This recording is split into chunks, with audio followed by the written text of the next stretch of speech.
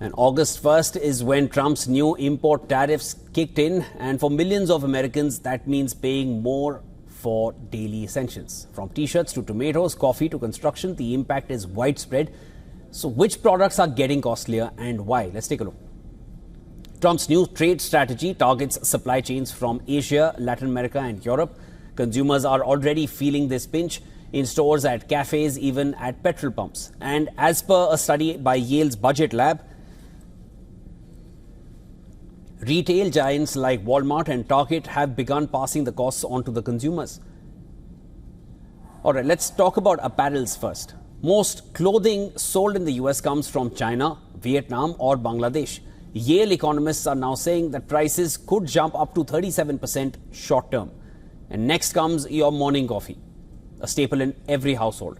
Under Trump's new tariff, Brazilian and Vietnamese beans could face up to 50% tariffs. And Starbucks isn't immune, as the global supply issues could add fuel to the fire.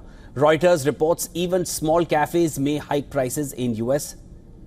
And that brings us to the next staple commodity and essential: food. Italian olive oil, Mexican tomatoes, avocados, all will get more expensive. The Yale Budget Lab warns that the food prices could rise 3.4% across the board. And on the other hand, alcohol isn't spared either. Europe sends $9.8 billion in alcohol to the US, with tariffs still hazy post the EU deal. Champagne, whiskey and even canned beer may cost more.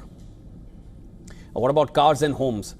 They're next. Trump's auto tariffs hit global supply chains, including US brands built in Canada and Mexico. Meanwhile, lumber and copper tariffs are making home construction costlier.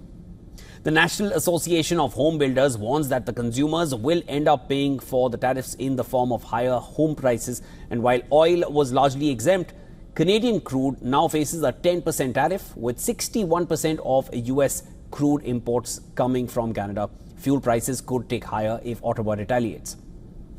Now, Trump's team says that tariffs are about jobs and economic security, but for now, Americans are seeing the cost literally at the checkout line. Whether this strategy pays off in the long run remains to be seen, but for many, the tariffs feel a lot like taxes.